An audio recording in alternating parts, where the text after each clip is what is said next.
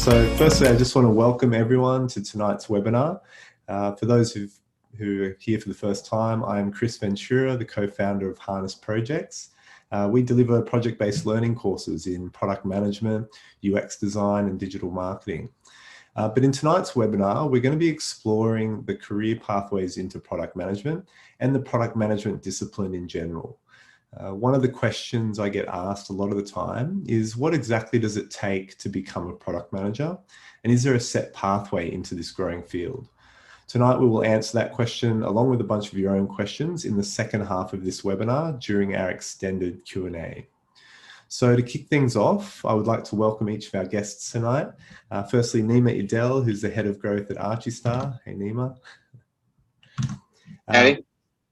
We also have Michal Weiss, who's a senior product manager at Advanced Navigation. Welcome, Michal. And Thien Mau is the senior product manager at Mabel. So welcome to you all. Nice to have you here. Thank you for having us. And Michal, before we start, happy birthday. Happy birthday. We may have to do an impromptu. virtual cake coming your way. Yeah. Awesome. Thanks for coming on your birthday. That's really kind to spare the time.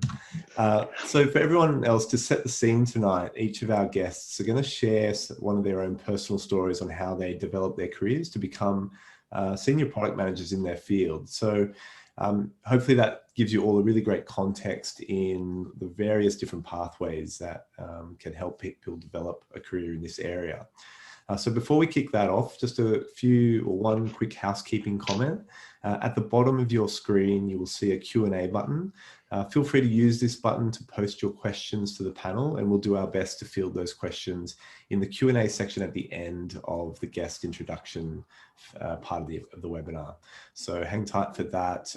You can use the chat as well, but it'll be easier for us to find your question in the Q&A section. So with that said, we're going to kick things off and start with Nima. Do you want to take it away? Yeah, sure. Hi, guys. Nima Idel. So I started off many moons ago. I may look 15, but I'm far older than that, I promise you. I started as an actual visual designer in the advertising field. And one thing led to another, and I was really interested in the digital space. And believe it or not, I was part of that phase when it was just Facebook ads and banner ads for digital products. And I started to explore what that looks like for products and services. So I started actually doing the whole discovery and designing and testing stuff by myself without knowing what it was. This was the early 2000s, so most people didn't know what that was. And so I was successful in being able to create a couple of products that hit global success. And it pushed me into this digital product world. I then was basically pulled left, right, and center around the world, and especially in Switzerland and Norway, where they were really leading with digital products and so forth. As a consultant, moved into a consultancy world where I basically helped companies figure out what they're doing with their digital execution and digital strategy. So I started off with doing UX design because that's the way entry. So consulting with UX, helping them look at what the customers want, how to create flows, how to design prototypes and get them to test their assumptions early on. And then it started becoming a bigger piece of pie for me, which was starting to lead teams and lead initiatives. So I started doing a lot of what they're calling innovation labs, but really it's basically saying we're putting some money in to figure out if digital's for us. So running kind of like digital first companies and segments in the companies, where I met Thien, who was a phenomenal person. I'll let him tell his background, but that's where we met many moons ago. And then I went into being a lead and senior product lead, and I found myself leading a couple of products where I was given the opportunity to run my own agency. So I ran my own agency with a couple of founders for 3 years, hit great success. And I took the next step. Consultants is great, but I wanted something more. So I went into the executive route, which was, another route. So I became a chief product officer of a company called Hutley. And that's where I basically learned the most about how to deal with PMs. So my angle you're going to get is what I expect from PMs and how to deal with PMs, or what PMs have got to, I guess, battle with in the ecosystem of a business. So Michal and Thien are going to give you great experiences and insights about how to be a PM. I'm coming from the outside. I have PMs reporting to me, and I have PMs working, and I've worked with a lot of PMs under me. So I'll be giving you that expertise. And recently I moved into becoming the global head of discovery and growth for a property platform called Archistar. So I'm now helping them take what they've got into countries like UK, US, and Dubai, and so forth. So that's where I'm at now. They all sound like different hats, but I promise you it's the same skill set, just applied in different parts of the business. So that's a summary of me. Awesome. Should I pass it on to Michal? Yeah, thanks, Nima. We'll take it over, Michal, and we'll go from there. Hi, thank you. Okay, yeah, I've got a slightly different path, that's for sure. But that's the way in product. Everybody's coming from different directions and kind of wearing that hat. I think for me, I started with the engineering degree and kind of thought I will eventually be a developer. But then starting to work, I kind of figure out that I'm starting to ask questions that gets people agitated, like, why are we doing this way? And what is it good for? And what about if we do it differently? Does it make sense? And then I kind of realized that these are really hard questions that businesses often kind of, wave in and try to pass really quickly. And I actually like answering those questions. So I quickly became a business analyst, and that's what I've done for many years. When I came to Australia, and that was about 8.5 years ago now, I joined a company called NCR, and basically they based me as a consultant at Woolworths. And I was working with the team there, and we were gathering requirements from all the banners and trying to build the software, enhance it to adjust it to their needs.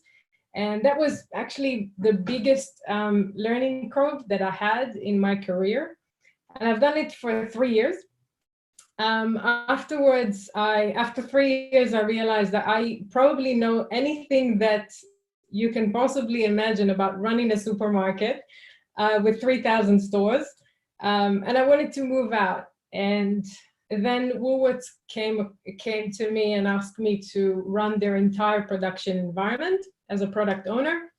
And I agreed to do it, and I did it for a year. I was responsible for the entire production environment, basically running a team of 11 people and trying to roll out constantly changing and enhancement on the existing point of sale software. Afterwards, I moved to work for a company called Avoca Technologies, and the reason was that I wanted to transition to a different industry and maybe start working in a smaller company. So this was from like 5,000 employees to about 300 employees, and for me it was much smaller and cozier. And yeah, over there I was basically responsible to create a new product, which was a marketplace of pre-built integrations in the fintech space. And that was really, really interesting. They were based in Manly, and I had really great experiences where I actually went to the beach on my breaks, and most of my team were surfing at around 11 if there was a good waves, as they call it. Afterwards, after 2 years, the company was acquired, and I felt like, okay, it's time for me to go.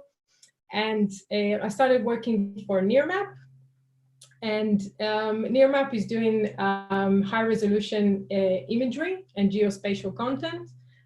They're very well known in Australia. They're a public company. And I was responsible there to create new revenue channels through APIs and integration. So it's a very technical space, but it was very, very much customer driven. So I had to identify the segments, understand their worldview, understand their workflows, and kind of tailor a solution specifically for them.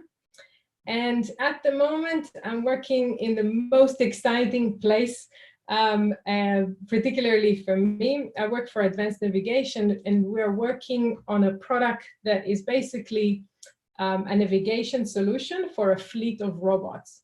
So imagine Google Maps or Waze, but for robots, any type of robots. So that's where I'm at the moment.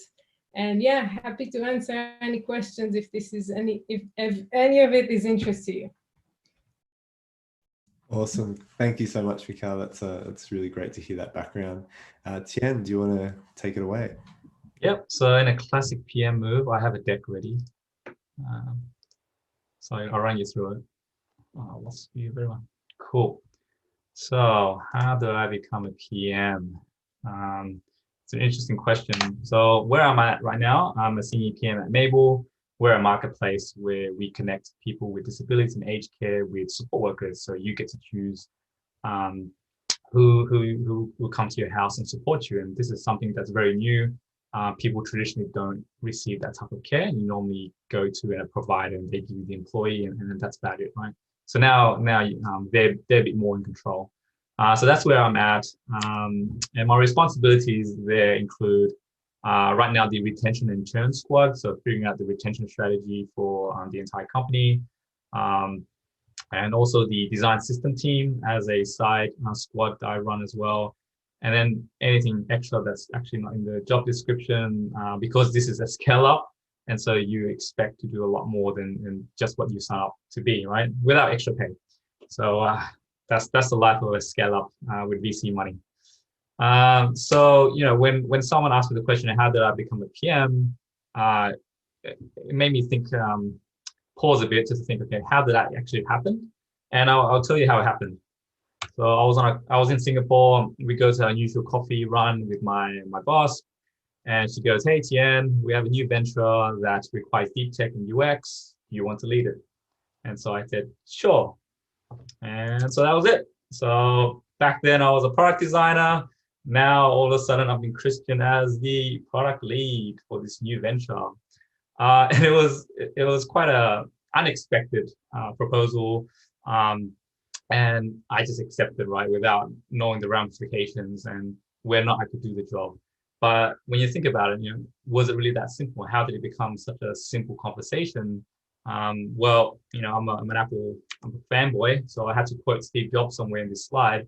So essentially, you know, to reach that point, you really don't know how until you start looking backwards. So you start connecting the dots of how did you arrive at this situation where someone was going to offer you an opportunity to become a product lead. So here are my dots looking back. So where I started. So I started as an iOS dev. So I'm an engineering grad. I joined this consultancy company called Vivant and learned really how to deliver products end to end. And because we're a consultancy, we engage many companies and many industries. And back then, mobile was very new to the scene. So not many people know how to do mobile apps, right? So they kind of entered the market at the right time, and I was part of that development. After doing some really big projects for Combank as an iOS dev, I then decided to transition to a UX designer, mainly because that's what I always wanted to play. It's just I wanted to know how to develop my own design and develop my own app, right, rather than just being a designer. And that transition caused a lot of pain. That first year was one of the worst years in my career.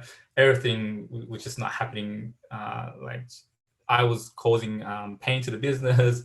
I was trying to catch up onto how to be a UXer.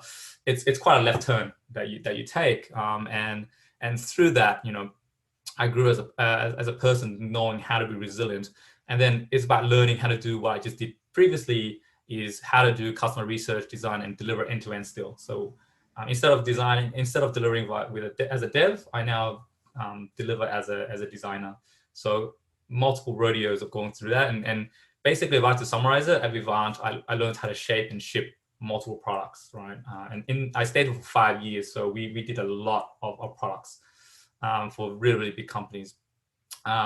While there, I actually had a stint at being an on-site UX consultant. So, you know, most of the time I actually only at the company, but then I decided, hey, let me go on site. Let's see what's the worst that could happen.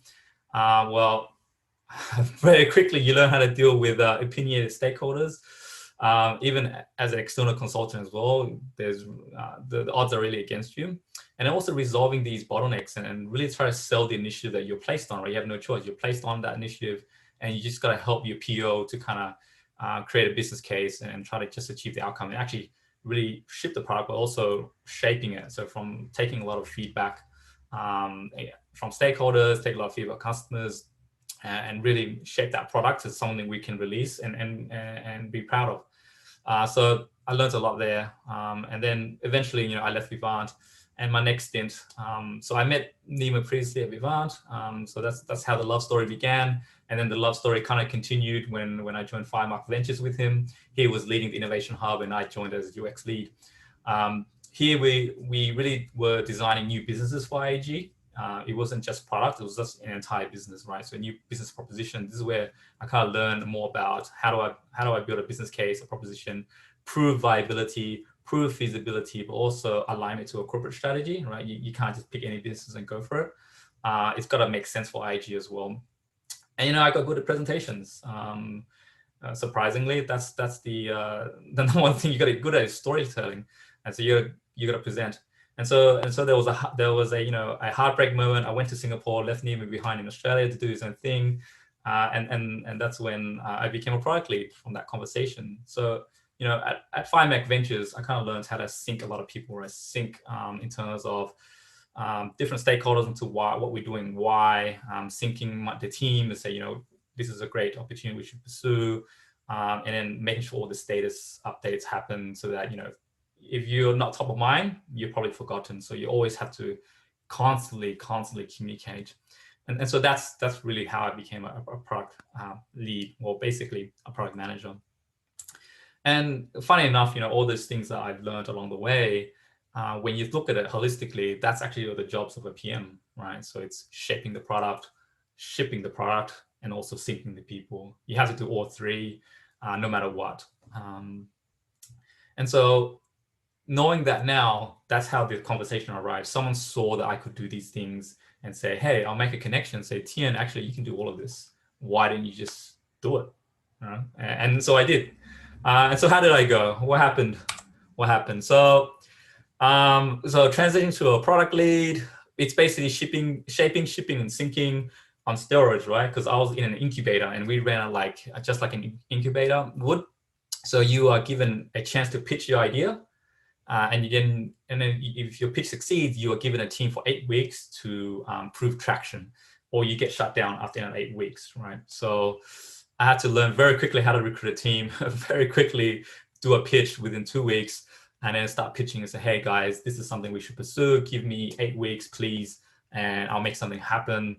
A lot of promises, but also learning how to develop, go-to-market strategies, selling to different internal businesses as well. So, for example, if you incubated a business proposition and it had legs, you could launch it through IAG's businesses, right? Like Coles Insurance and RMA. So learning how to actually sell into those internal business units as well was critical as a go-to-market strategy. And also learned how to recruit and motivate and inspire a team, right? So no longer am I the person doing designing, the developing. It's actually, I need a team to do that. And with only 8 weeks, you can't do that alone, right? So 18 months over there, I learned a lot, and then I returned to Australia, and I joined Mabel. And this is where they're a VC-backed startup, and essentially it's the same thing: shipping, shaping, and syncing, but this time on overdrive because they got VC money. You got to grow no matter what, right? So it's about more data. How do you analyze more data? How do you have more empathy? What are the customer problems you're solving? How do you deliver faster, more velocity? And then how do you achieve more growth? That's it. That's all you need to do, constantly. There's no stopping. And so it's dealing a lot of fires and also prioritizing accordingly. You can't deal with everything, and you just got to let some fires burn, right? Unfortunately, and really deliver high value things iteratively. And if the team wins, then you win yourself. But if the team doesn't win, you're accountable. So yeah, from in Mabel, I think one of the biggest lessons I've learned is how to make an impact, as a leader. So more than just a contributor. And so my only advice to you guys is, can you demonstrate these skills? And how can you demonstrate these? Can you pick up these skills somehow, learning from internally? Can you do a course, learn and then apply into where you are. What I've learned is also it's easier to switch at your current company, because then it's kind of a softer lead, but also if things go wrong, you know, people know who you are. You're not going to be fired, right? So I've done that twice, right, as a UXer. And as a product lead, I didn't get fired. I actually got a lot of support, right? So there's good leadership that helps you with that. And you know, if someone actually gives you an opportunity like that, and the correct answer is always yes. So hey, give it a go. What's the worst could happen? You will be fired. That's about it. But you may not. So that's it. Thank you. Awesome, thanks, Thien. That was great. Appreciate the slides as well. Very well organized. So PM. Totally.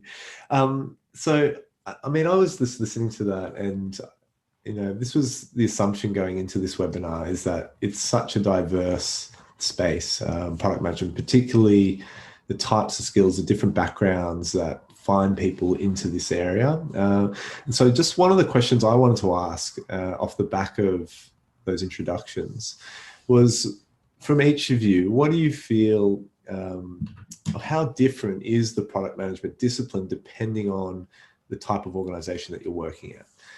You know, Thien mentioned that overdrive capacity at a VC-backed startup that's in a scale-up phase, but I assume it's different at other places. Is this something that, you know, people considering this role should be thinking about when deciding on the type of role that they want to secure, the type of product manager that they want to be? Take it away, anyone, whoever feels they have an interesting answer to that. So I've always only been involved in kind of like startup new proposition. And so even in that space, there are, I guess, different type of PMs that you could be. If you're in e-commerce space, that's a different skill set. It's a different type of PM.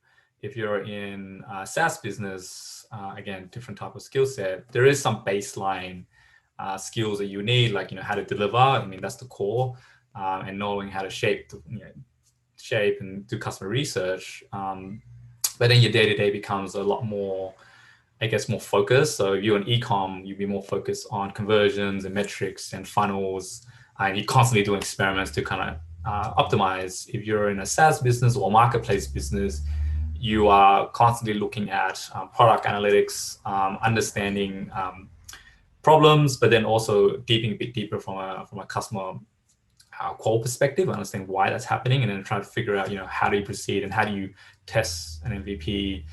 So it's very hypothesis-led, and then you launch something, it goes well, and then you kind of double down on it and start launching a better version of that. So even in that space, it's a different thing.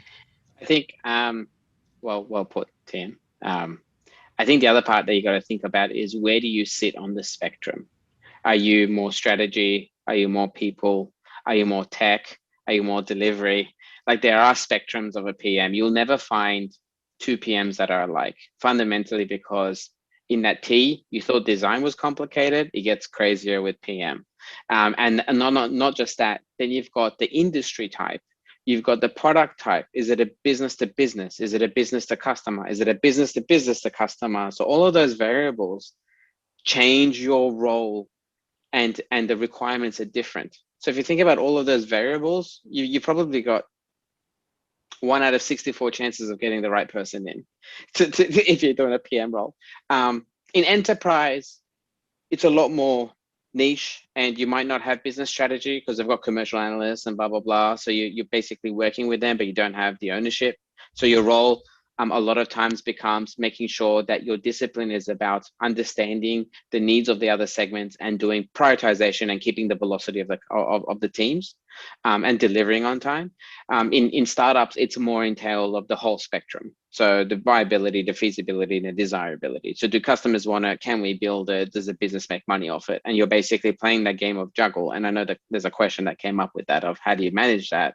And that is a whole different skill, which is the soft skills part of a product manager, is knowing how to tell the story. And the other one is knowing how to get people to invest in the story and be able to go along that journey. The one thing I'd say is, sometimes miscommunicate or misinterpret as a PM, you're not actually in charge, you're just facilitating a lot. So think about a facilitator on voids. You are making sure that you're getting the answers you need for that project, that it hits the milestones, that it hits the project deadlines. And so, or hits the requirements that are needed to get to the next phase. So your job isn't about being the boss or telling everyone what to do. It's actually worse off because you don't tell anyone what to do. You're making sure they know what they're doing and that you can get the answers you need from them to make sure that it goes into the next phase, and that you can tell the top side what's happening and where the project's at, and keeping the velocity going and dealing with it day to day. If you're an organization that has, CPOs, product managers, product owners, and like agile delivery managers, and it's a lot more tiered, your scope is a little bit more refined, so you can sometimes focus on one specific skill set. But generally, Thien and I have worked in companies where they're at the growth stage, so you wear 400 hats and you just don't sleep. I think all three of us are actually in that phase. I think we've got a very biased opinion right now, is we're not enterprise PMs at this point. So we're all very tired. That's what I should say. Yeah. I totally agree with all of what you said, Nima, and also Thien. I very much relate. I think what I could add maybe into what you guys said is that when you're coming to organization, specifically if it's in a growth stage or even earlier, the product is the baby of the CEO.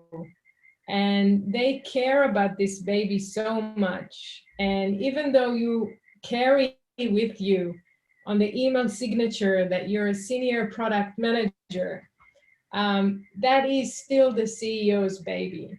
And you need to derive the strategy that the CEO has, and you need to gain their trust, and you need to understand what is their vision, because at the end of the day, they brought you there to fulfill their vision, not to create that vision. And so absolutely, that's what I could add here. Awesome point, Michal. Yeah, that's such a interesting sort of way to think about it, particularly at smaller organizations. I think about my roles. My background is also in product, but I'm now one of the co-founders of Harness Projects, and this is my baby in many ways, me and Mike. And so the thought of having a product manager in the team, the alignment is critical. It would be so important for us to both have the same vision of what we're trying to deliver to the market. You're the product babysitter. Yeah. That's what it is. You're basically going, hey, daddy's going or mummy's going away for a little bit. Take care of it. When I come back, it better still be there. It better be breathing, asleep, and happy. So you're kind of like the product babysitter, I reckon. And on the enterprise side, so zooming back into the early conversation, one of the things that is common across that spectrum of startup to enterprise is those underlying fundamental skills. Nima touched on it around the soft skills and around that attitudinal approach to work. How do you establish those relationships with the CEOs who has the baby of the product, or the executive team that is responsible for the revenue lines of the enterprise that you're working in? These are all skills that are translatable regardless of how big the organization is. And obviously the expectation is that from a technical skill perspective, that you have those fundamental product management abilities, that you understand these keywords that Thien was talking about around the design sprints and the go-to-market strategy. We probably don't have time in this session to go and unpack exactly the definition for all of those words and all the different acronyms, but these are things to start to explore further if it's new to you. These are things that are a really great starting point from a foundational point of view, and then to find opportunities to practice those skills. Great, thanks guys. I'll jump to just one of the Q&A questions that we have from Bryn. Do you have any tips on balancing users and internal stakeholder feedback expectations when you're trying to deliver on a product or feature with time, budgetary, and technical constraints? Personally, I find the senior managers who control the purse strings are the same people asking why is this not an amazing feature from day one? Great question. I think, yeah, absolutely. I think, hey, welcome to our day-to-day life. The fundamental thing that you've got to understand is that everyone wants to do right. firstly get that. So no one's trying to stop the product or the company being successful. So first of all, if they're holding the purse strings, it's probably lack of confidence or understanding of what's required.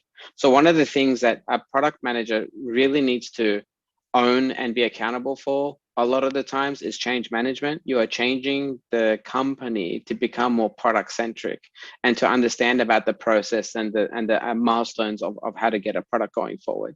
So to balance it, you time box it. Like right now, I can tell you with what we're doing right now in the company, we've just come up with reorganizing the company to be balanced.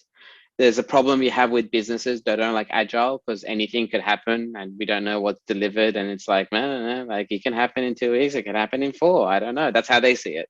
So business feels like tech or product is unaccountable. And then tech and the tech side and the product side aren't able to tell them why those things are happening and why they're not being delivered. So part of it is actually having a structure in place.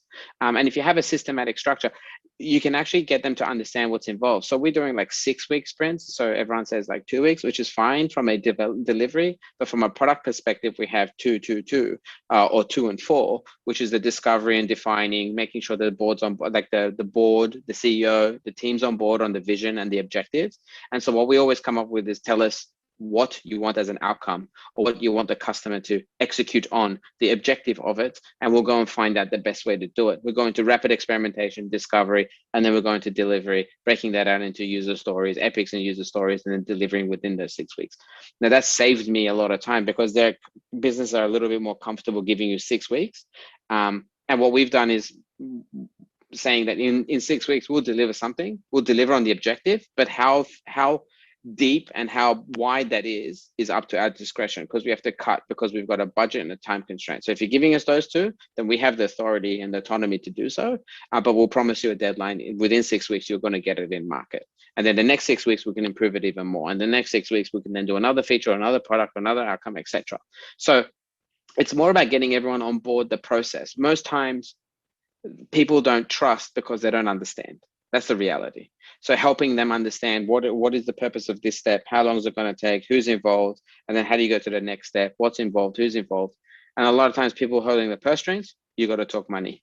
So when you're talking about, I did this one thing for a project, it's silly, but Michal, Oren can tell you about this. So I wanted to buy plans for the office. It was a hackathon. So instead of doing stuff for the product, I went and actually proved that like buying plans for the office has a 10% to 15% productivity improvement in the office. And so I went and I got a big budget for it because I understood why I was doing it. I wanted to look pretty, but also knew that it would actually increase the productivity of the company. So I talked money. I said, hey, I want money. So, hey, here's guaranteed documented research that shows that if you have plants in the office, there's a 10 to 15% uptake in morale, lower sick days, and higher productivity. So plants equal profit. I talked about it, I got the budget, and we had it within the day. So like sometimes it's all about knowing how to communicate to that person why you need money or resources and what you're trying to get to. And that helps. I think it's just when you just go, I need, I don't know if it's going to be delivered in 2 weeks, or I don't know how many people I need, or I don't know if customers want it. What you're doing is not giving them certainty or confidence. So they're not going to release their purse strings. Releasing money never guarantees an outcome. So you're trying to help them by saying, by releasing this money or by allowing us to do this initiative or project, these are the things we're doing in these phases, in this period of time with these people. And this is the expected outcome. If we don't get it, that's okay, because we learn from it. But if we do get it, then we continue with it and do X, Y, Z. That's how I found it to work. Plants equal profit. To add to that, I think with Mabel, there's a lot of opinions, like with most companies, including the founders themselves. And it's the constant storytelling, right? When are they going to get it, and why is this important? But then in terms of like evaluating, why is this not an amazing feature from day one, it's more like setting expectation. What do you mean by an amazing feature? How are you going to measure that? Is it based on an uptick in a metric that you care about? Is that what you define as an amazing feature? Is it an NPS score uptick because our users love it?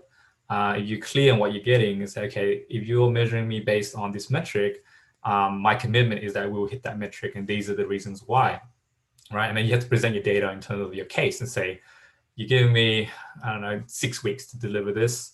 If you give me 8, I'll make sure I can guarantee your metric will be hit because these are the key features. And how did you arrive at that? You actually have to talk to users. You actually have to look at your data, product analytics data, and say, hey, this is what the data says. We talked to some users from the concept testing.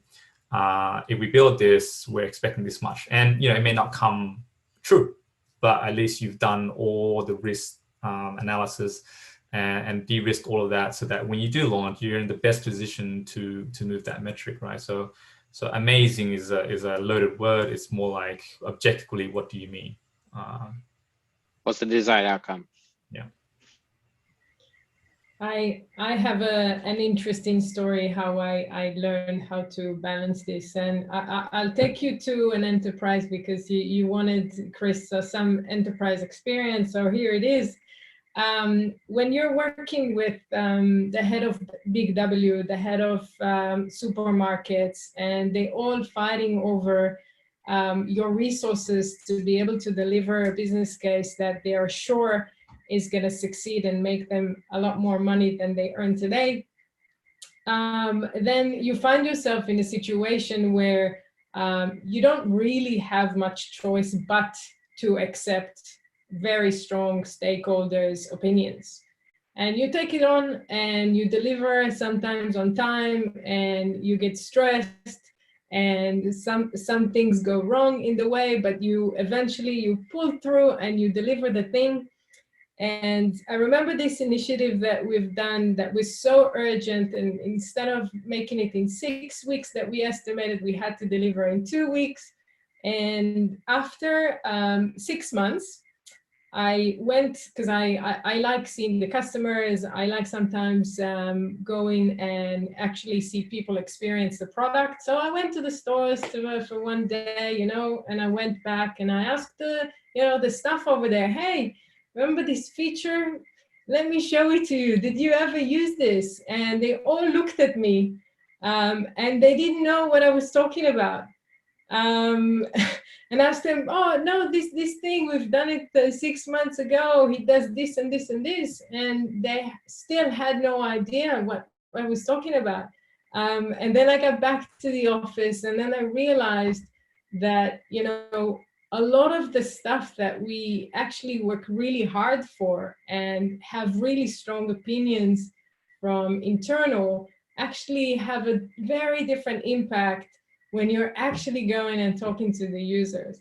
And as part of the job of a product manager really is to make sure that the information is delivered to the end users, so they have enough documentation, enough training, and they understand what they need to do and to use that new functionality that you are creating.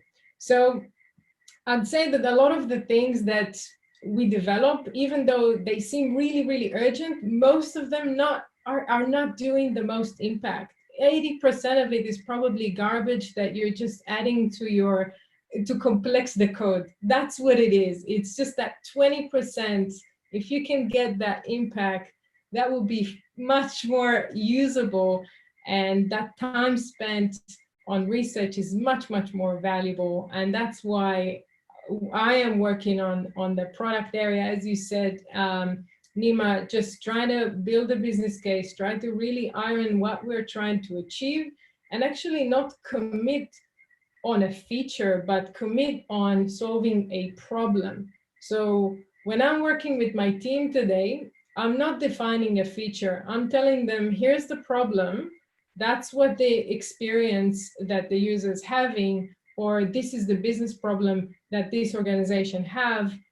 Now figure out how you solve it and how I want the behavior to change from what it is today to what they do after you develop it. And that's what I commit based on.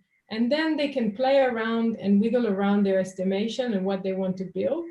But the commitment is on a problem rather than here's a feature, that's what we're delivering. That's a good point. And the one part that I would say is, you're not there to have the answer, but you're there to find the answer. So test. You're not there to say that the customer, you're not there to tell your stakeholder that they're wrong, but you can tell that no user wanted to use it.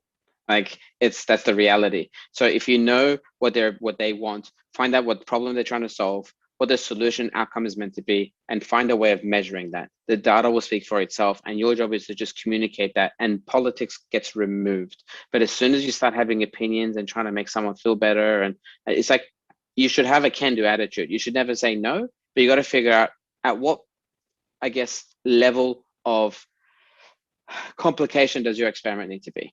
Is it as quick as asking 6 customers and we're okay as a business to agree that if we talk to these 6 customers, that it's enough for us to make a decision of whether that's prioritized or not? Or do we need to go into deep dive? Do we need to go and actually test the problem space? So as a PM, your job is to look at the level of urgency, the need of the stakeholder, and what you need to do to be able to say yay or nay from the data.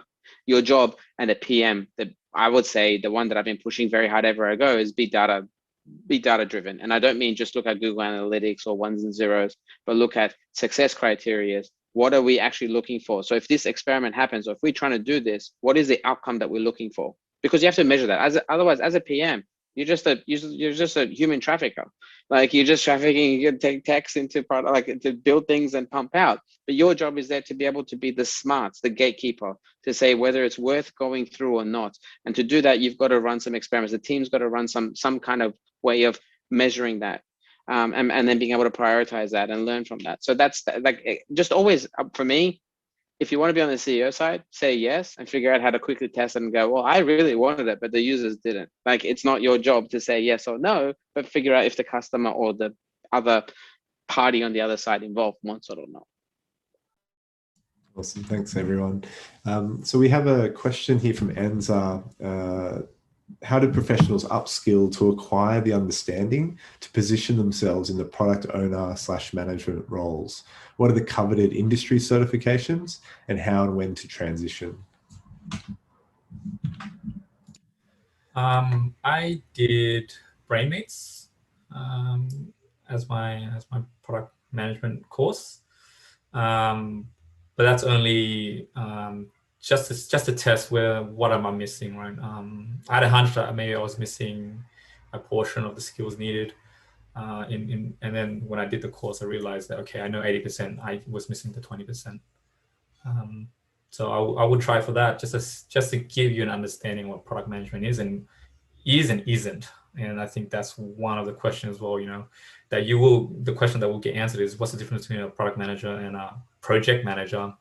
And a project manager, I'll type in the name, but a project manager is all about delivering a singular project, right? And a project will end. Our product has a natural life cycle, and you as a product manager will manage the entire life cycle, from sunsetting some features, creating new features, understanding long-term evolution of that product is product management. Project management is, well, we're going to build this feature. If you're in a bigger organization that has that structure, that's fantastic. Then you can just hand it off to a project manager to complete the project from end to end. It gets delivered. But then while that's happening, you're looking at the evolution of the product. Okay, this feature is sunsetting. Okay, assign some resources there to that. So that's really the key difference. Nima. I was just going to say, this course does it. I'll be teaching one soon in the next couple of weeks. But from it, I'll give you one thing. The number one required skill, psychologically, not physically, is juggling. Know how to juggle and prioritize, like even your own stuff, because time is not your friend when you're a PM or doing any work, especially when you're not just on one team or many teams. But from an industry perspective, there is no standard like you would need from a dev or from an I guess more technical required job. So it's not like you need a degree or a certification. What people really looking for is, do you have the knowledge and the skills to be able to juggle, balance, and hit the business, customer, and tech requirements? So there's no Bachelor of Product Management requirements, even though some people might sell that course of bachelors and masters and PhDs. I don't know why you do it. It's like Bachelor of Arts, cool, but you don't need it. Like, you can do it by being in the field. So I would say you just need to know the technical and the soft skill know-how, and being able to understand what's required of you at what stage of what segment of the industry you're at, what kind of business knowledge do you need to know? What kind of business competency you need to know? What kind of economics do you need to understand from the business? Like what kind of product market is it? Knowing the market, all that stuff. But that's skill sets that you learn it's not something that you need a degree for. Yeah, I definitely agree. And I can say honestly that I don't have an official a course that I've done and completed for product management. And one of the things that interests me most in being a part of this project and being a mentor is that I really firmly believe that the way to learn is to experience it.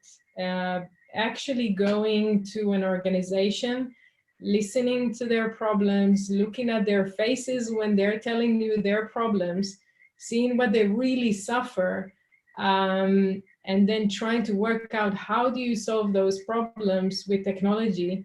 This is the way to learn this, this profession. And that's why I'm most excited about harness projects, really. So yeah, that's my input. I think if you're also asking, do I need the education or degree to get into the industry? I'd say no, but you need some kind of subject matter expertise to be a product manager. You can't just be a product manager by being, no offense, a farmer. You could be a product manager of a farming industry and do digital products for farming, but you need some kind of expertise, whether it's a skill in the spectrum of being a PM or it's a skill in how to in the business or in the industry, but you need a way in. You can't just go cold and hope that you're going to get a job as a product manager. Like you can be a business analyst and you can be a product manager. It's the easiest transition out of all roles, I think, or a product lead. But there's nothing that you could learn in a book that's going to account for the, I would say, nth degree of variables of being a PM. Like it literally depends on where, what industry, what a business type, what software, what products or service offering, what's that model, what's like, what segment of the business you're sitting. All of those skills mean that there's nothing actually concrete that's required of you from an education perspective, other than knowing the know-how of how to get it done. Here's a problem, solve it for me. And your job is to be able to have a set of tools and know how to be able to use those tools to unravel that problem and get an outcome. Great. Thanks, guys. I think, just to elaborate a little bit on our approach to how we teach product management, for those who are new to Harness projects, we follow a fully project-based learning approach. So the idea behind our projects is that you do get to experience what it's like to put the hat of a product manager on. Our philosophy is that that's one of the best ways to really get a feel for how to do this discipline. Obviously, the course will have all of the aspects around the curriculum, teaching you the different fundamentals of product management, all the different approaches and tools that Nima was mentioning. But that's just the starting point. That's the secondary part is really, okay, what do we do with all of this knowledge that we've accumulated? Reading books and videos are great, but then how do you actually apply that to a real world context? And real world contexts don't follow the script of a book. They never do. You always have a situation where suddenly you're like, I didn't read that. How do I actually address this situation? That's where good mentorship comes in. That's where trial and error comes in. A lot of product managers, myself included, we learned through failure. We learned through trying different things and finding out what worked and what didn't. And it's why a lot of the discipline in this area all coalesces down to some very basic principles on what works and what doesn't. Being data-driven is a big help. And you learn that very quickly when you make one change that costs 100 grand in a day. I've done that. And so this is the type of experience that comes out of doing product management and letting the collective inform how you actually become a good one. So yeah, that's a shameless little plug on the back of that question, but I think it's important because a lot of course providers, degree programs, they'll teach this sort of textbook approach, but you never get the sense or the feel of what it's like to be in the seat of a product manager. And I tell you what, my first product management role was transitioning out of a producer role, which is very project management in its nature. And I moved into a product role, and that first 3 months was challenging because I had to quickly get across commercial aspects of a product. I had to learn about strategy and about how to say no. A project manager, and we're going to go to this question next, doesn't necessarily say no unless it's budget and time related. A product manager has to say no if it's not a strategic option or not the right choice at the right time. It's a very different type of no. And to explain that and to be able to communicate that to stakeholders who firmly believe a certain path is necessary is an art form. So that hopefully gives a little bit more context on that question. I wanna give you a funny. I'm an analogy guy, so I'm gonna say a project lead is a person who's playing dodgeball. Your job is to just dodge the balls and get it done. So your job is to survive. As a product manager, your job is soccer, or any kind of tactical strategy game where you're looking at how many moves, how many players are involved in getting the outcome that you desire. So it's a different hat. As a project lead, you literally have a very, very specific requirement and you're just facilitating that very quickly. You're not uncovering a lot of data, you're not getting a lot of knowledge and stuff, you're not trying to prove or disprove any assumptions, you're just getting it done. As a product manager, you are about minimizing risk. That's your job. Minimize as much risk as possible from commercial, from product, from tech, and so forth. Awesome, thanks guys. And so shall we just explore that question of project management versus product management a little bit further? Do you guys have thoughts on how you would sort of put the gray line between those two roles? I like to put a very fine line because it's so vastly different, and I hate actually when they are being compared one to another. So a project manager is really have a well-defined scope and budget, and the team needs to know exactly what they're doing, and it needs to be committed through a lot of parties, probably through an official contract as well. So it's very, very much fixed in terms of what it is that we're building and what it is that we're developing. But when you're in the product space, in addition, the reason why you should say no is that it comes from the idea that I want to implement a certain strategy. I want to try something with this product and I want to see how it works. And it's about evolution of the product. It's about discovering what it is that you're building step by step and making sure that every step that you do, you're getting enough indicators to be able to know that you're in the right path. So it's very much discovery and playful, more than actually building a solution for a project. It's fixed with the project. You can't go left and right. You can't decide all of a sudden, no, I'm pivoting, sorry, I'm going to that direction. It's gonna cost you another $1 million, I'm sorry. That's how it's gonna It's end. almost a one-way channel, right? It's a waterfall, like it's one direction. Like you just got to deliver it. It's not about does someone want it or is it going to be desired or wanted or adopted. It's you just got to deliver the required outcome. Yeah, you got to deliver. This is it. And a lot of now there are new companies that are actually selling, I'm going to build you a product as a project, and they're also claiming that they're agile and they're going to acquire requirements and they're doing it in an agile methodology way. But the fact that you are practicing a methodology doesn't necessarily mean that you're not waterfall. You can still be very much waterfall and have all the agile meetings in your calendar, but still very, very much waterfall oriented. And that's how projects are usually run. And it's very vastly different from developing a product.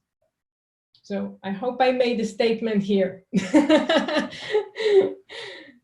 No more project lead talks. So may I just look at the success criteria for a project manager versus a product manager, right? So a project manager, the success criteria is very clear. Was it delivered on time, on budget? Yes or no?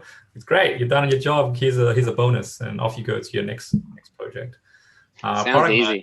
Did you achieve the outcome for the business, for customer value, business outcome? Where if it's like revenue, did it increase revenue?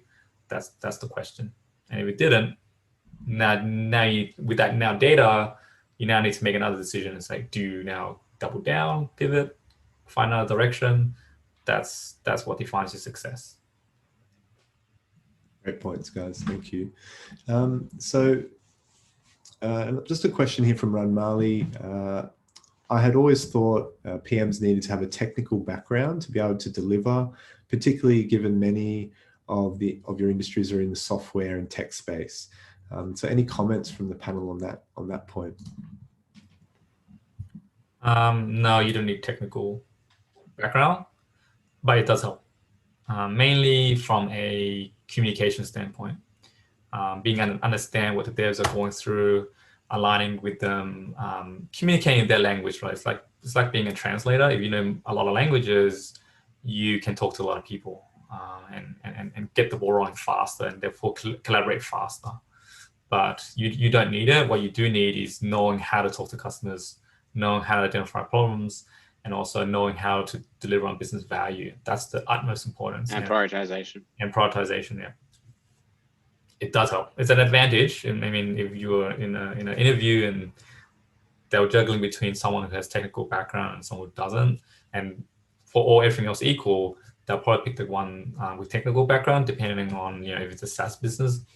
If you're Amazon, some of the product management roles are based on, do you know supply chain, right? More so than do you know technical platforms, right? Because they're looking at supply chain optimization, and that's a product management role. It does depend also if you have a product owner or not in your team that's going to manage more of the delivery side and worry about the technical side. If you have an agile delivery manager who's like more focused on that stuff. So development principles are important because it allows you to understand when something can't happen, why, rather than you being another voice in their business going, but I want it. Like, so by being able to understand the fundamentals, you're able to empathize and know what the limitations potentially are.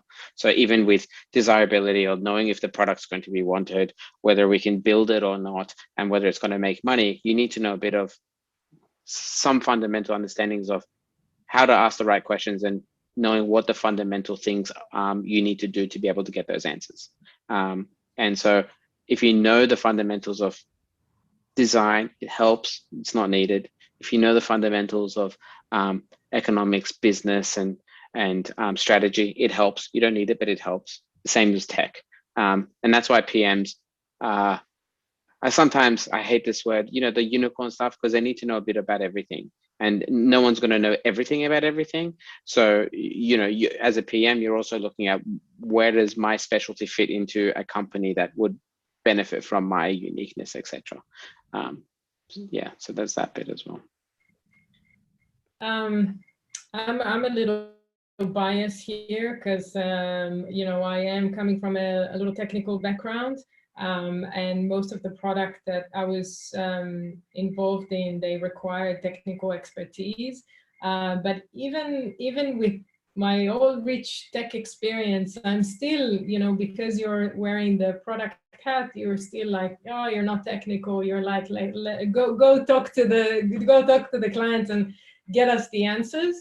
I would say that in order to kind of work your way in that world, you have to kind of understand how much do I need to know to communicate.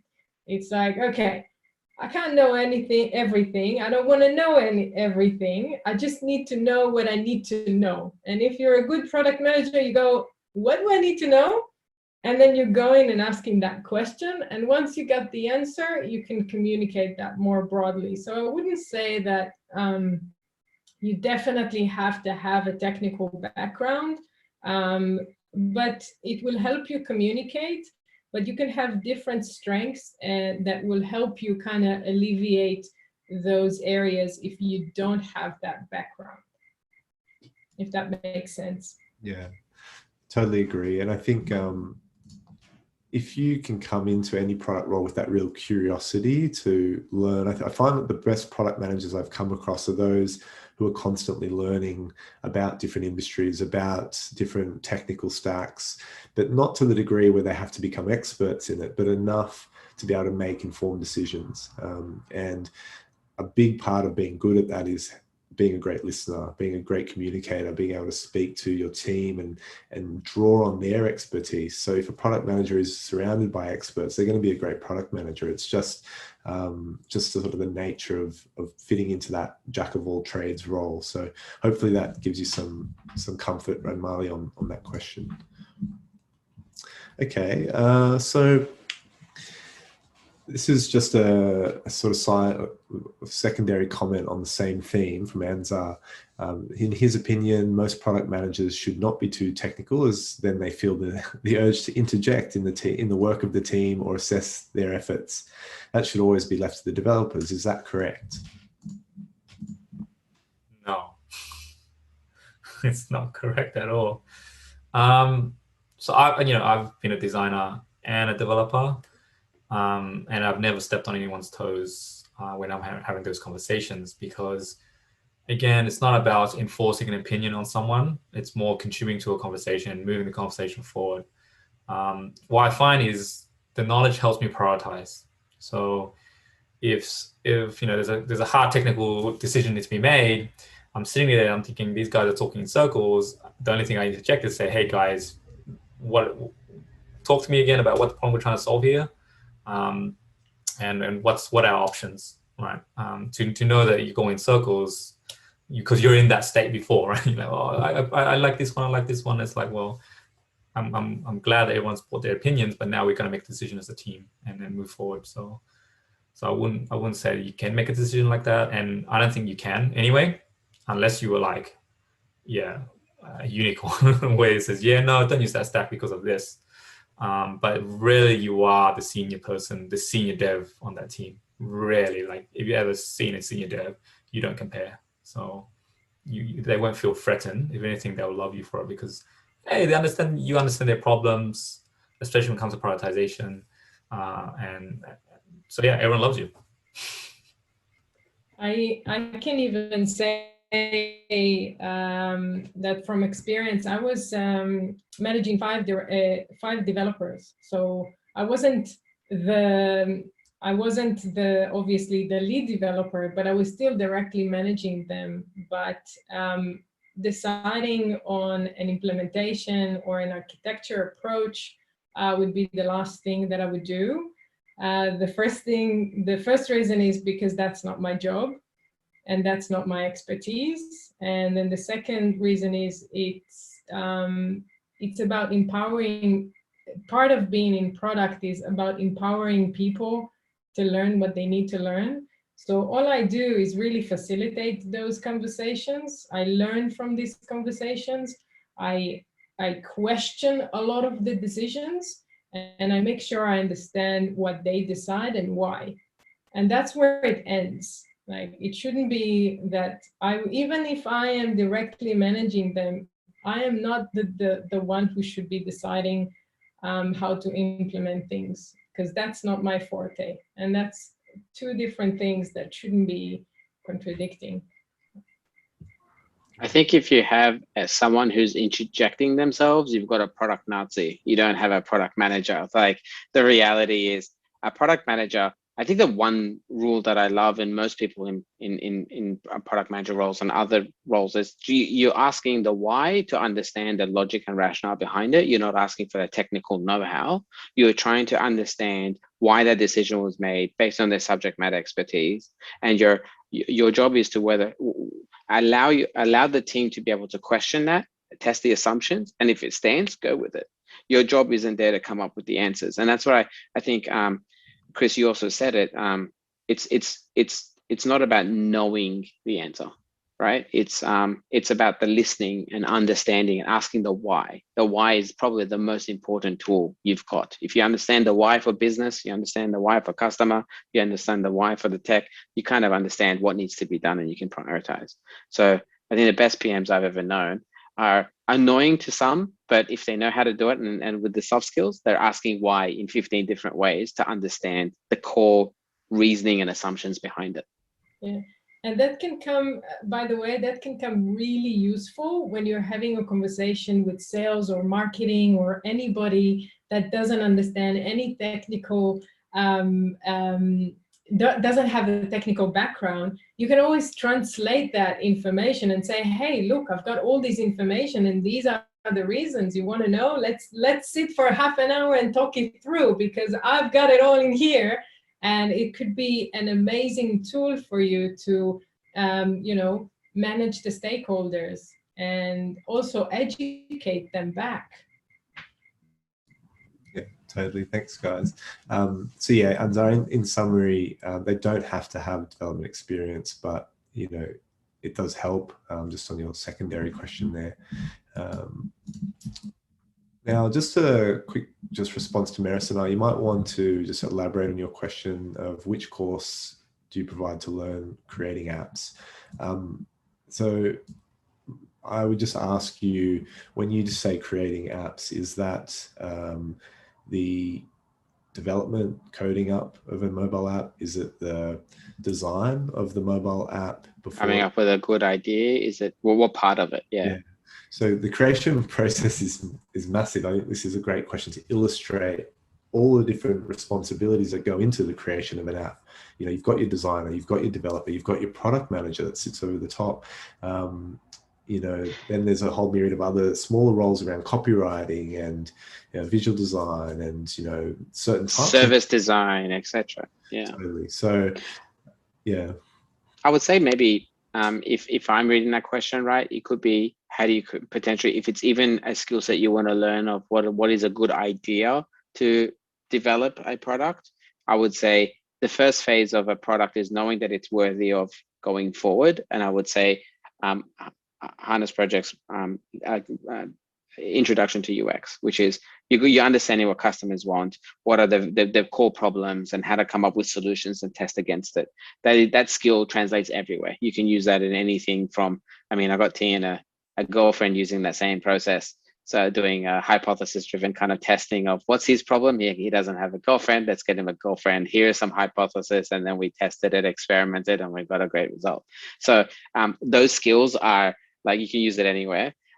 Case in point, you'll see me. There's going to be a book written about that guy and his getting him a girlfriend using that discovery process. So I'd say you could start there. I'd recommend there first, because the technical side will still put you in trouble if you don't solve the right problem for a market that wants a solution.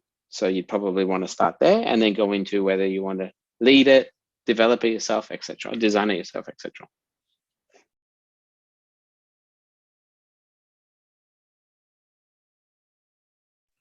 Chris, you're on mute. Thanks, mate.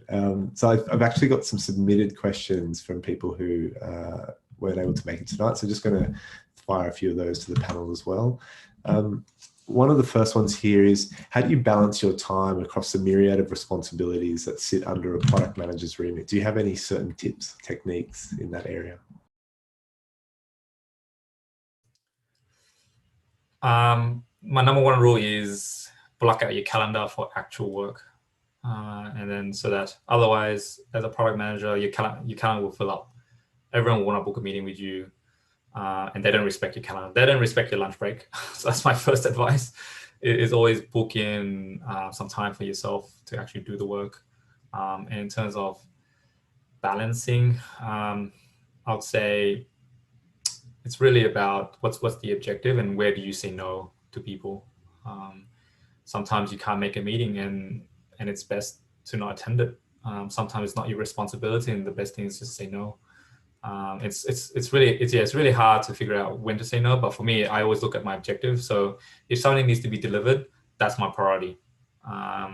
Everything else can wait. Like, you know, if it is really important, it will come back. But if it's not really important, it will probably just go away and I'll have a look at it later. So what is really what my objective is, and at Mabel, you know, we're driven by the actual metrics we're trying to hit. So if I'm engaging, let's say, another PM about a piece of work, I can only engage if I know that I'm helping their metric or they're helping me, right? Otherwise, I know I'm going to waste their time or I'm going to distract them and all that kind of stuff. So it's, yeah, my advice is always look at what's your outcome you're trying to achieve with your team, and only focus on that, because unfortunately, there's just no time.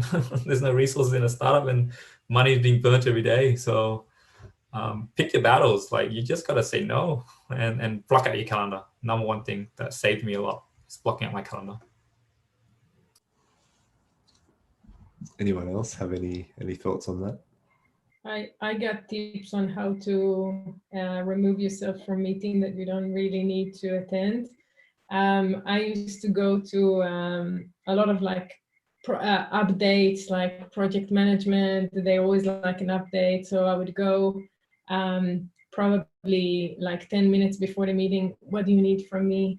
I would go like have a chit chat, 3 minutes. I'm out of the meeting. If you need me, Slack me or something like that. I would get out of 20% of the meetings like that. And if it will be an actual work, what I do, I have like a list of things that I need to do, and I always put them in the list. And then I kind of think about, well, if I'll do this, what will be the impact of me doing that? Whether it will be on a person that I'm really, really helping them because they're blocked, what the actual meaning of doing that task or whatever it is that I need to do means for the surrounding and how will it impact them. And then I'll prioritize that accordingly. So I wouldn't use, like, there's always this, there's techniques on how to prioritize and things. I find that as an instinct that's my best guide for me and what I do. I mean, ideally, you're following your product roadmap, because you've got like a roadmap to follow through. So you've got projects that are just constantly filling up. And if you don't, you're in discovery mode to find more and so forth, or fix. So you're either in adoption or retention phase of any kind of project. I personally have my own Kanban, and the way I prioritize Kanbans is if it's important and if it's urgent, they're the priority. If it's important and not urgent, that's second, and then the rest is just noise. Like, just say no. There's not enough time in the day, and there's so many things you want to help everyone with. And if you start making some changes in a company, everyone wants you. For some reason, your calendar is filled up with meetings. So, like, my recommendation is just upfront, just saying no, I can't, I'm sorry, I've got other priorities. But if it's something that we can talk about over lunch and I can give you some kind of help, then I'll do so, but I can't commit to that project. And that's kind of like the skill set you need as a PM, is being able to prioritize. If you can't prioritize your own objectives, you can't really prioritize your business, like your product and so forth. So prioritization is a skill you've just got to stay on top of. Prioritization, communication. Great, thanks guys. Oops, so next question. Now, do you guys have anything that you look to for your own inspiration or to develop yourselves as product managers?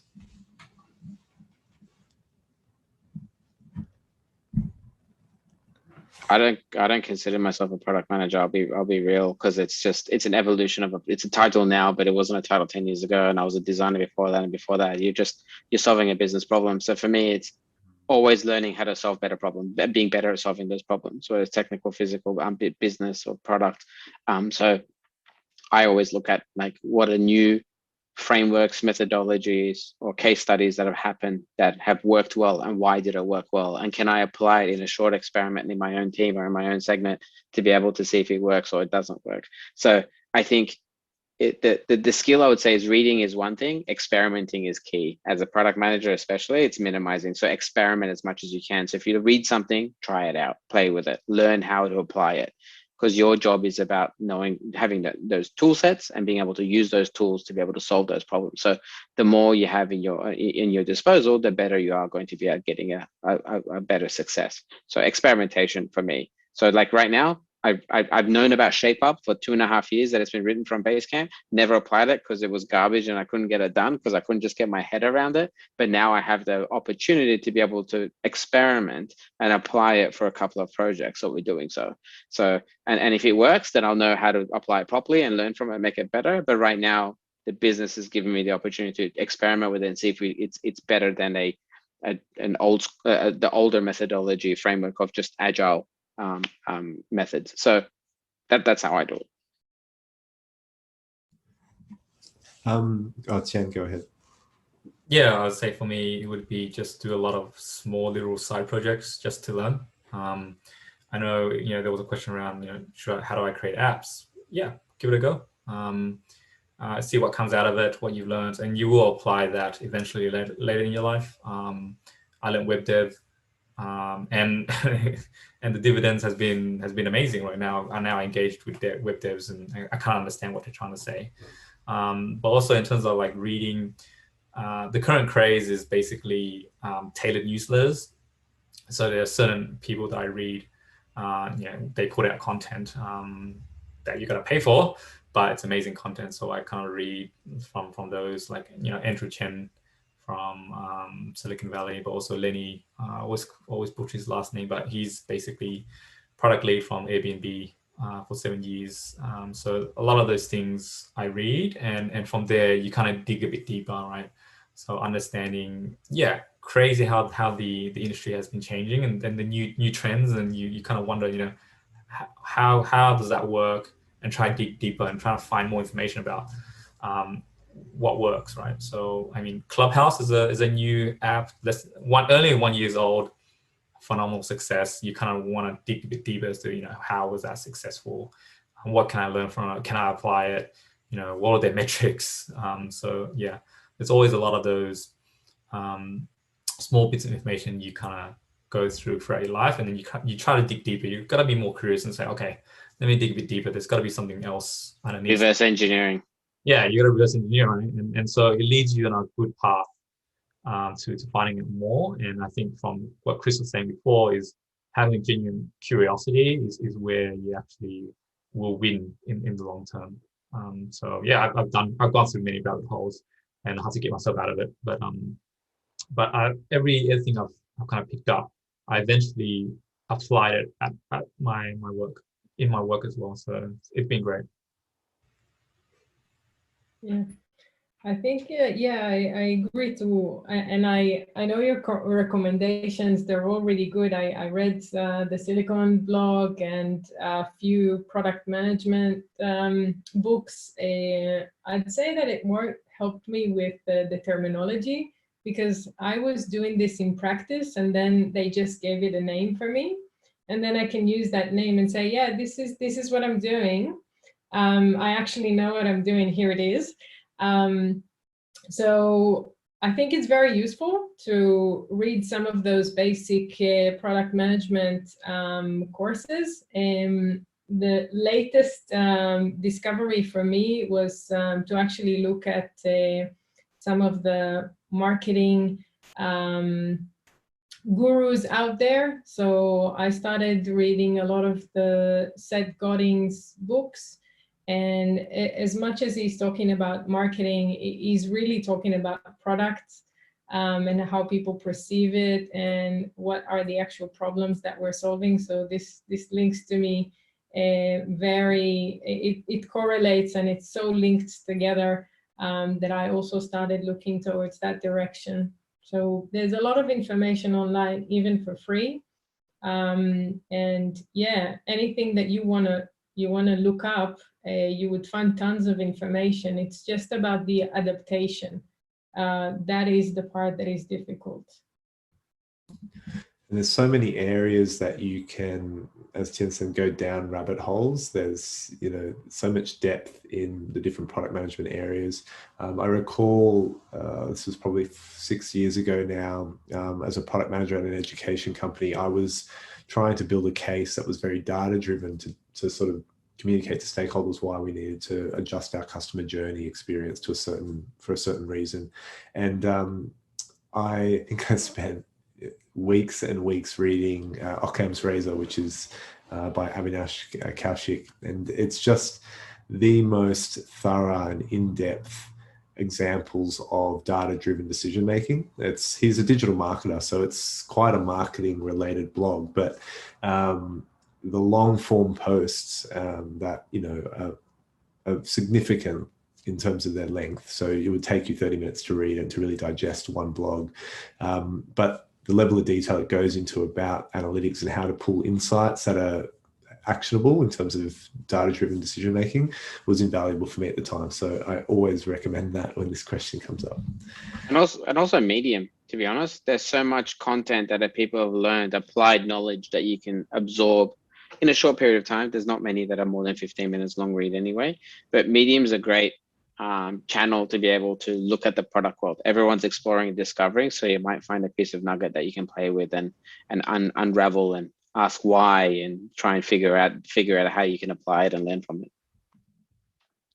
Awesome. We have a question to the panel from Maria. What would you say are the key soft skills to develop to become a PM? You've elaborated on experiences that you go through while on the job, but if you had to summarize using keywords, what would you say?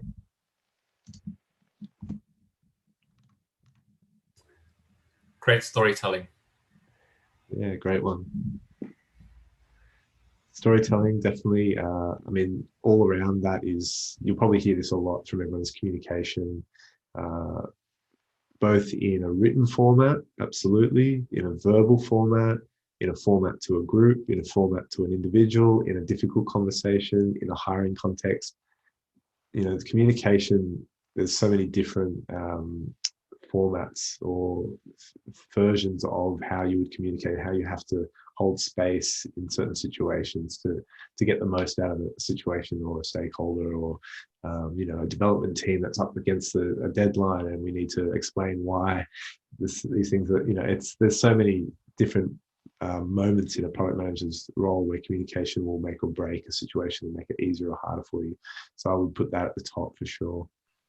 Attitude, I think, because the amount of force and kind of, I guess, the angles that everyone's coming towards you with all of the problems and so, like all the requirements, you are trying to mitigate and organize a lot of stuff and coordinate a lot of stuff. So if you're being a bit of an a-hole, you're going to ruin the entire team, and you're going to basically have people that just deliver what's been asked of them rather than solving the problem that really exists and getting the best outcome.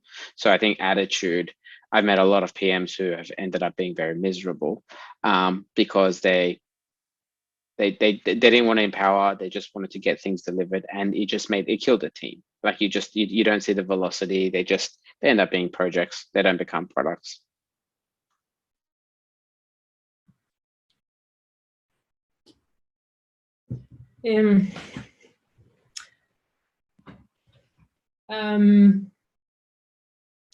Sorry, can you remind me the question? I forgot. It's okay.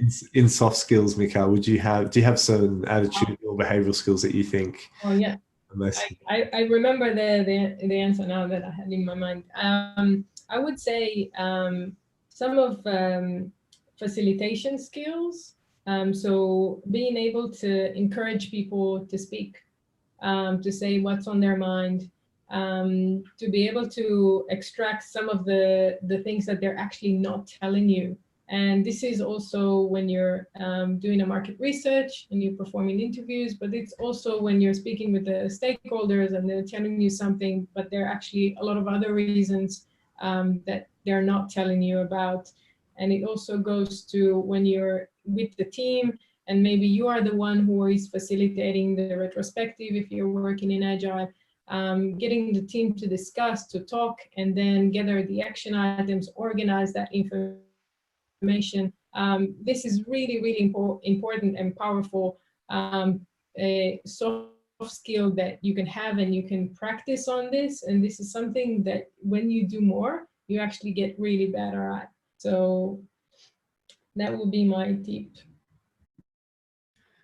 Thank you, Michal. One last one that just came to mind is it's self-awareness, but for a certain reason. So one of the things that can trap a product manager or cause them to go down a certain path that ends up affecting a wider business and staff members and the success of a product are any blind spots or biases that they're holding on to for whatever reason.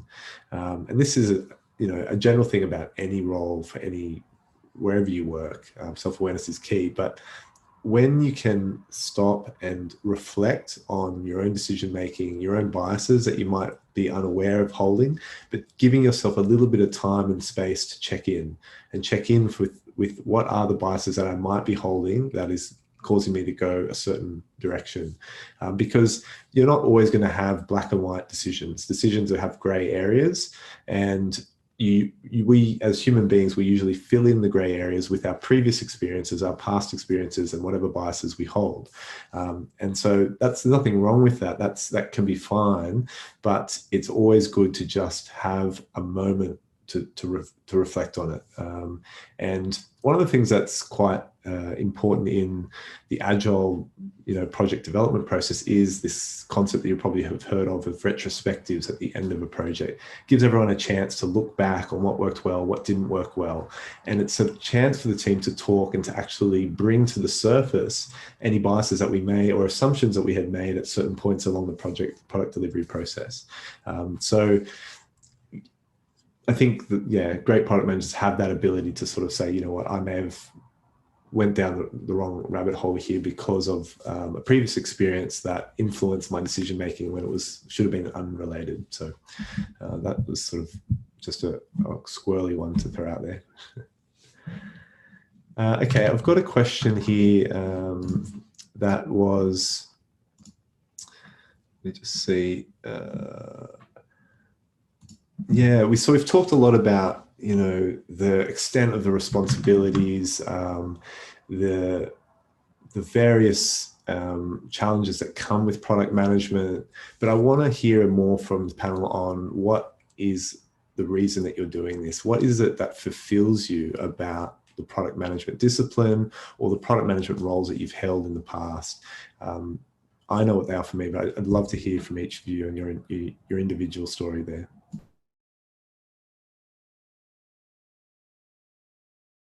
I'll take that one.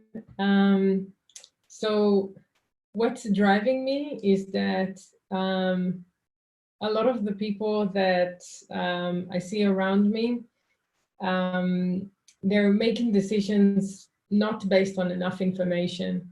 And for me, product management and what's driving me is to discover the truth. It's always bringing information that's conflicting to what they think. It's really proving them wrong and having that curiosity about, okay, I'm open enough to any opportunity that is out there.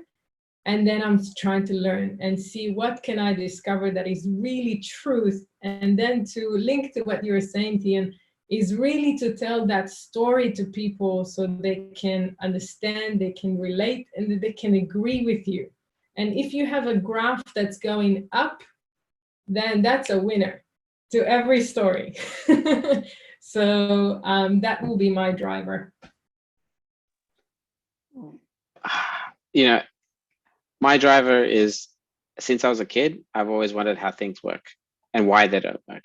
So even at the age of 2, I got electrocuted like 3 times because I was trying to figure out why do these shiny things make colors, and it was a bad wire, and I kept touching it, getting electrocuted, and then starting to put it in things and seeing why certain things move and certain things. So for me, it's a natural curiosity of knowing why something does or doesn't work and how you can fix it. And the other one that I thrive on is when everything starts to make a pattern in my head that I can start forecasting, because I've assumed a lot of stuff, and getting that insights and that knowledge allows me to be able to see the forecast and be able to do a bit of predictive analytics. And that excites me because you're almost trying to test like being a fortune teller in a sense in the product, and you're testing yourself. You're always having to test yourself. And for me, this role, in the product space is one where you're always growing. You can't stop growing. You can't stop learning. Like, it's not a defined skill set and a defined requirement. And so that curiosity, always learning, and kind of making sense of the unknown are my 3 drivers. For me, as product, it's really about making impact, and that's all I look forward to. So impact from a customer standpoint, but also from a business standpoint. I've seen both sides, and really, as a product manager, you learn how to create impact by being a leader, not actually being a doer. So really trying to like challenge yourself is like, how do I, convince the team, convince everyone to deliver this value and this impact, and drive that story forward, right? And if you succeed, you will see the impact, and so that's what drives me. I always have to think about, what's the impact I'm making here. Even from organizational standpoint, like you assume everyone knows what product does in your internal organization. So there's also another driving force to say that, hey guys, we should be more product led. And then you're driven to kind of get everyone on board and follow you. And it's a very challenging role because it's a leadership role. You can't tell people what to do. You spend all your time convincing people to do something. Say, oh, if we do it this way, it could mean this. This is what we could get. But that's the exciting part as well, is being a leader. It's funny because you got the word manager in there, but that's the last thing you want to be. Yeah. You have no power. Anyone, no one's reporting to you directly, by the way. So there's no performance review you're doing on them, right? So you don't have inherent power. So it's actually leadership, right? And it's scary, but also if you manage to do it, it's very thrilling because you finally understand that delivering impact requires a team, and you being that glue for your team, and constantly being the glue for that team. Thanks, guys. Just to finish that one off on my side of things, I started my career in the advertising world, producing digital ads, digital campaigns. And one of the strong memories I have of that experience are not just the crazy hours, but also the lack of ownership and being able to see through the conclusion of some of the ideas that we had generated, and not being there 6 months later or a year later when the campaign's results were in. It was very ad hoc. So when I transitioned into product management, it was for that reason. It was to be there for the full life cycle of an idea. And there's something incredibly fulfilling about being able to have a role where you're responsible for the growth of a baby, of a product, through all its different ups and downs. It's absolutely more challenging because of that, but the responsibility has higher highs in terms of fulfillment. I now find myself here co-founding an education company. I was a product manager in an education organization for 6 years, and that experience there drove me to create my own product outside of the umbrella of a large organization because I had a certain idea that I wanted to see through. And that is what project-based learning is all about for us. It's the seed of an idea that we felt could change the face of education, could give people much better access to real world working experience while they're learning. The biggest challenge with a lot of courses is that you learn, but then you get into your first day on the office and it's a completely different experience to what you were doing in your uni degree or in your training program. And so we're trying to remove that gap as much as possible, give people a sense of you're going to have confidence in skills, but you'll have the real world experience as closely as possible. And that means that our courses are not always easy. There are projects, there are challenges that you have to overcome, but there's no other way to learn. I mean, if we really want to be honest with ourselves about what it takes to develop as human beings, it's through challenge and putting in effort to get through those challenges and grow. So, I think that just being able to be there for the long term, seeing an idea to fulfillment is, I think, a lot of what product managers love about the job, and put up with some of the, being pulled in 100 different directions to be able to do it. So I hope that answers that question. We are pretty much out of time, everyone. I've just realized that we've gone a little bit over. Thanks so much for taking the time to answer these questions. It's been lovely to have all three of you to hear your stories. I've only just met Michal and Thien recently, and it's been inspiring just to see, your own careers and how much, passion you have for this space. And Nima, thank you for the introduction as well. For those who were curious about the project that we're about to run, or the course we're about to run, I call them projects, but they are courses. Okay, we'll call it that old-fashioned word. We have one starting on the 6th of April. it's every course that we run at Harness Projects is linked to a project. So we seek out organizations, usually in the social impact space, but sometimes we do projects with large organizations that are doing social projects as well. But for this upcoming intake, we've partnered with Uniting, which is the social arm of the Uniting Church. For those who are in New South Wales and Victoria, that's probably it's a fairly large charity organisation. They do incredible work in the social impact space, and they've provided us a project brief, which is an active initiative that they're working on at the moment that will form the context of the learning for our students. So the way our programs work is that over a 9-week period for one project, for example, students will go through learning off a curriculum, learning off a mentor, different skills in product management in this case, but we do also projects in UX design and soon to be in digital marketing as well. But in product management for this course, the project brief is really interesting. So I'll talk a little bit about that for a couple minutes. Last year, during the heights of the COVID pandemic, Uniting started an initiative called the Checks Community Gift Card Service. Interesting name, but let's just run with it for now. And part of the purpose of this gift card service was to support people who had some financial difficulties because of the COVID pandemic. It was started out of the Ultimo Community Centre here in Sydney. So if you know the area, it's pretty, it's just one suburb, and also in Piedmont, they run this as well. But it's a fairly, what we would call an MVP of a full-scale product. Very manual in the way it worked. They'd have the community centre, they'd hand out physical gift cards. People who needed them could take those gift cards and buy essential goods at local businesses. So it had a dual effect of supporting those in need, but also supporting the local businesses that were also struggling due to lockdown. So that's been a really great initiative. It's actually fostered an incredibly strong community connection. The challenge with that program is that it's all very manual. The Checks team have to pick up the physical gift cards from each of the stores, take it back to the community centre, they have to hand it out again.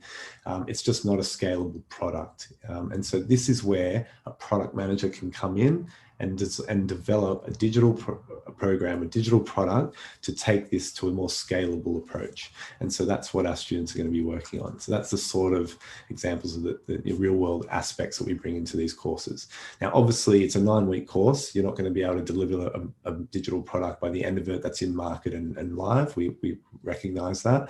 But what we will be focusing on is some of the key skills that are required to get a product like that ready for a market launch or a go-to-market strategy. And so part of that includes doing customer research, understanding the problem that needs to be solved, spending time learning about the processes from Uniting. And so there'll be time for students who will be doing that. We'll then be doing synthesis of that research so that we have enough data to drive the decision-making of the product. And we'll be going through an MVP defining process. So we'll be learning how to define a minimum viable product, which is just a process that product managers take to try and chunk down what needs to be developed and trying to identify what's the most important feature that will generate the right response. And so it's either a feedback generated feature or it's something to ensure commercial viability from the starting point. It just depends on the product. So we'll go through how do you identify that. Once we go through that MVP process, we'll be looking at writing the product requirements to try and define exactly how these features are meant to work for the user. We'll be writing them from the perspective of how would these requirements be taken by a development team, design team to actually implement. We'll be looking at how to develop a roadmap. So you'll start to look forward to a 12 to 18 month vision for this product and think about how would it evolve over that time frame. Acknowledging that roadmaps change every few months or quite regularly. If you're doing them right, they're not set in stone, but a starting point is incredibly important.